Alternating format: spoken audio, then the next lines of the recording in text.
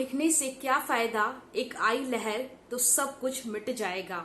हो सके तो लोगों के दिल पर नाम लिखो, जो पत्थरों सा सदियों तक चलेगा।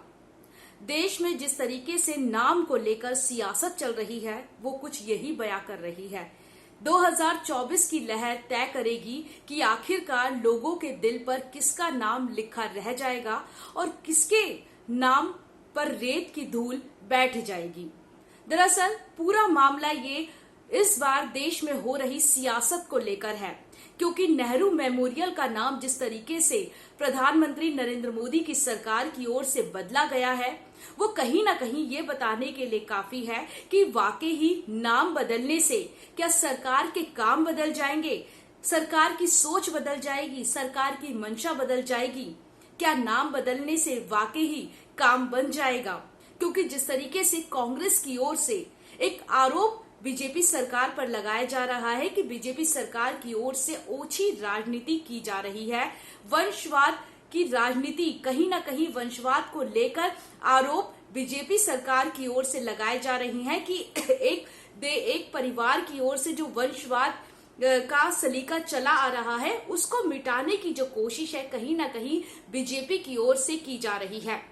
हालांकि बीजेपी की ओर से ये कहा गया है कि नेहरू मेमोरियल जो संग्रहालय था, पुस्तकालय था, अब वहां पर प्रधानमंत्री संग्रहालय उसका नाम रख दिया गया है, जहां पे तमाम जो देश के पूर्व प्रधानमंत्री हैं उनका पूरा बखान किया गया है, उनके बारे में बताया गया है, जिसमें पूर्व प्रधानमंत्री इंदिरा गांधी, राजीव गांधी से लेकर तमाम जो पहले प्रधानमंत्री अटल बिहारी वाजपेयी रहे हैं और जो मौजूदा प्रधानमंत्री हैं नरेंद्र मोदी, उनकी जो नीतियां हैं, उनकी जो उपलब्धियां हैं वो बताई गई हैं। तो कहीं ना कहीं बीजेपी ये बताने की कोशिश कर रही है कि ये राजनीति से परे एक जो कोशिश है सरकार की वो की जा रही है। तो वही कांग्रेस इस पर पूरी तरीके से आग बबूला होती हुई नजर आ रही है, क्योंकि अगर देखा भी जाए तो पंडित जवाहरलाल नेहरू ने जिस तरीके से आजादी में योगदान दिया था, देश के प्रथम प्रधानमंत्री वो बने थे, 16 साल तक उस मेमोरियल में वो रहे थे, जिसके बाद उनकी मृत्यु के बाद जब उनकी 75वीं जयंती थी तब वो देश को समर्पित कर दिया गया था नेहरू मेमोरियल के नाम से,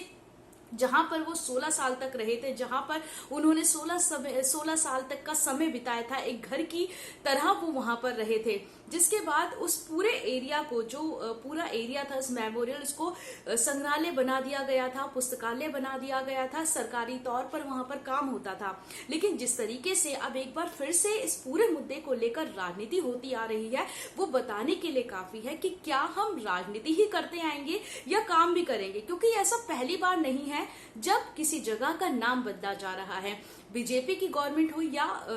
कांग्रेस की गवर्नमेंट हो, नाम बदलने को लेकर सियासत हमेशा देखने को मिली है। जब भी किसी जिले और शहर का नाम बदला जाता है तो वो सुर्खियों में रहता है। सुर्खियों में रहने की वजह ये भी है क्योंकि इसमें काफी खर्च आता है। एक जिले या शहर का अगर नाम बदला जाता है तो वो प्रोसेस भी काफी लंबा होता है। पहले तो विधायक की ओर से विधानसभा में मांग की जाती है कि नाम बदलना चाहिए, कैबिनेट में प्रस्ताव आता है, प्रस्ताव पास होता है, उसके बाद आप सोच भी नहीं सकते हैं कि 200 से लेकर 500 करोड़ तक का जो खर्च है वो किसी जिले और शहर का नाम बदलने में आता है। एक बड़ी तादाद में विज्ञापन लगाना, उस जगह का नाम बदलना, सरकारी विभागों में उस जगह का नाम बदलना, कंप्यूटर के डेटा में उस जगह का नाम बदलना एक बड़ा प्रोसेस होता है, जिसके बाद नाम बदला जाता है। मायावती की सरकार के दौरान भी ये देखने को मिला था। यूपी में जो मायावती की सरकार थी, तमाम जो हाथी थे उनके स्मारक लगाए गए थे, अपनी जो उपलब्धियां थी वो सरकारी तौर पर उसको ढक कर अपनी जो प्रसिद्धियां होती हैं वो कोशिश की जाती है किसी पार्टी प्रमुख की ओर से, किसी नेता की ओर से, कि वो अपनी प्रसिद्धियां जिंदगी भर लोग उसको याद करें, इतिहास के रूप में याद किया जाए, ये कोशिश की जाती है। यूपी की अगर बात कर ली जाए तो यूपी में जिस तरीके से नाम बदले गए, अयोध्या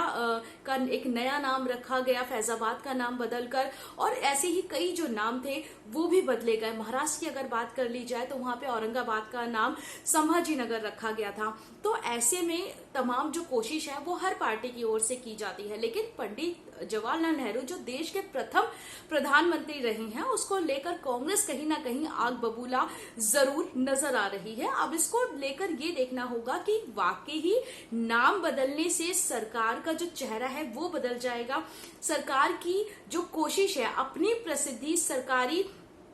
तौर पर अपनी प्रसिद्धि कहीं ना कहीं बखान करने की, क्या वो बदल जाएगी? क्योंकि ये खाली बीजेपी की बात नहीं है, कांग्रेस की ओर से भी एक वंशवाद की राजनीति हमेशा से देखने को मिली है। लेकिन वंशवाद के तौर पर जिस तरीके से पूर्व प्रधानमंत्री राजीव गांधी की हत्या कर दी गई, उनकी कुर्बानियां भी इसमें कहीं ना कहीं देखी जा सकती हैं। क्योंकि जब कोई भी प्रधानमंत्री बनता है तो उस पर देश की जिम्मेदारी होती है। कुछ अच्छे काम भी होते हैं और कुछ काम ऐसे होते हैं जो दूसरे लोगों को पसंद नहीं आते,